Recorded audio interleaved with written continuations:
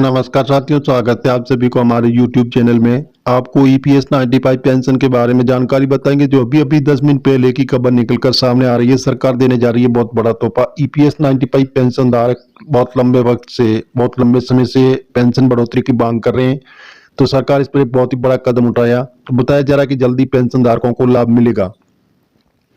EPFO का new rules भी आ चुका है कि 2025 में जो पीएफ में जीरो बैलेंस होने पर भी नॉमिनी को मिलेंगे 50,000 रुपये। तो इसके बारे में आपको विस्तार से जानकारी बताएंगे। कर्मचारी भविष्य निधि संगठन ईपीएफओ ने साल 2025 में एक बड़ा फैसला लिया, जिसका सीधा लाभ देश के करोड़ों कर्मचारी और उनके परिवारों को मिलेगा। अक्सर ऐसा होता है तो किसी कर्मचारी का असमय मृत्यु हो जाने पर उसके नॉमिनी या परिवारजनक को पीएफ खाते का बैलेंस कम या शून्य होने की वजह से पर्याप्त राशि नहीं मिल पाती थी। खासकर कम आय हाल ही में नौकरी शुरू करने वाले कर्मचारियों के परिवारों के लिए ये चिंता का विषय था। तो जी हाँ दोस्तों, सरकार और ईपीएफओ ने इसी समस्या को समझाते हुए कर्मचारी जमा लेख बीमा योजना ईडीएलआई स्कीम के नियमों में बदलाव किए। जो नए नियमों के मुताबिक अब नॉमिनी को पीएफ खाते में बैलेंस बिल्कुल न होने या बहुत कम बैलेंस होने की स्थिति में बीमा का तहत 50,000 रुपये की गारंटी रकम मिलेगी। इससे बड़े स्तर पर श्रमिक का वर्ग और उनके परिवारजनों को राहत मिलेगी। ईडीएलआई योजना ईपीएफओ के तहत चलने वाली एक जीवन बीमा सुरक्षा स्कीम। इसका मुख्य उद्देश्य सुनिश्चित करना है कि किसी कर्मचारी की सेवा के दौरान मृत्यु हो जाती है तो उसके परिवार को एक मुफ्त आर्थिक सहायता मिल सके। इसके तहत बीमा राशि न्यूनतम 2.5 लाख से लेकर अधिकतम 7 लाख रुपए तक हो सकती है, जो कर्मचारी की अंतिम सैलरी के हिसाब से तय होती है। पहले तक नियम था कि कर्मचारी के पीएफ खाते में कम से कम 50,000 रुपये का बैलेंस होना जरूरी था, तभी परिवार को बीमा का लाभ मिलता था। नए नियम के तहत अब शर्त पूरी तरह से हटा दी गई है। चाहे खाते में कितना भी कम पैसा हो या खाता पूरी तरह से जीरो खाली हो, नॉमिनी को कम से कम 50,000 रुपये अवश्य मिलेंगे।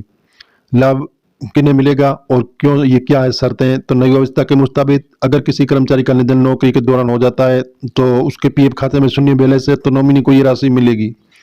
नियमों में एक महत्वपूर्ण बदलाव किया गया है, जो अब नौकरी से नौकरी बदलने के बीच अगर 60 दिन का गैप आ जाता है तो भी कर्मचारी की सेवा लगातार मानी जाएगी। यानी ऐसे में परिवार को बीमा का लाभ मिलेगा, जबकि पहले ऐसी स्थिति में लाभ नहीं दिया जाता था। इसके अलावा यदि कर्मचारी की मृत्यु उसके अंतिम सैलरी मिलने में या 6 महीने के भीतर हो जाती, चाहे वह उस समय नौकरी में हो चाहे नहीं हो, परिवार में ईडीएलआई के तहत लाभ मिलना सुनिश्चित किया गया है। अब छोटी छोटी नौकरियों में रहने वाले, कंपनियां बदलने वाले को, हाल ही में नौकरी छोड़ने वाले कर्मचारियों के परिवार को सुरक्षित है। तो जी हाँ दोस्तों, जैसे बीमा कैसे पैसे मिलेगा और आवेदन कैसे करें। ईडीएलआई बीमा की राशि सीधे कर्मचारी के नॉमिनी या कानूनी वारिसी को मिलती है। आवेदन करने के लिए संबंधित फॉर्म आमतौर पर जैसे ईपीएफओ कार्यालय में वेबसाइट से डाउनलोड किया जा सकता है और जरूरी दस्तावेज के साथ जमा करना होता है, जैसे कर्मचारी की मृत्यु प्रमाण पत्र, नॉमिनी या कानूनी वारिस का पहचान पत्र, बैंक पासबुक आदि। 50,000 रुपये का रिफंड रिलीज हुआ, क्या आपका नाम लिस्ट में है? अगर कर्मचारी ने नॉमिनी नहीं बनाया तो वैदिक वारिस भी बीमा राशि के लिए दावा कर सकता है। ईपीएफओ के क्षेत्रीय कार्यालय आवेदन की जांच कर राशि ट्रांसफर करता है। आमतौर पर प्रक्रिया पूरी होने में कुछ हफ्ते लग सकता है। कर्मचारी के लिए किस प्रकार लाभ? सबसे बड़ा फायदा उन कर्मचारी उनके परिवारों को मिलेगा जिनका पीएफ बैलेंस बहुत कम था, खाता नया नया खुलवा था। अब सिर्फ सेवा निरंतरता का ध्यान रखकर परिवार को 50,000 रुपये की गारंटी शुदा राहत मिल पाएगी। इस योजना के लिए कर्मचारी को खुद से कोई अतिरिक्त प्रीमियम नहीं देना पड़ता।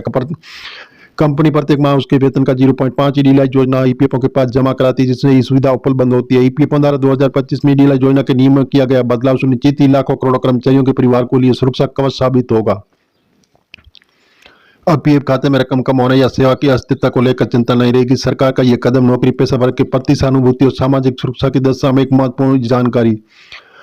तो जी हाँ दोस्तों, हम आपको ये जानकारी मीडिया आधारित बता रहे हैं। आप सरकारी ऑफिशियल वेबसाइट पर जाकर इसकी जानकारी ले सकते हैं और मिलेंगे एक नई वीडियो में। तब तक के लिए धन्यवाद।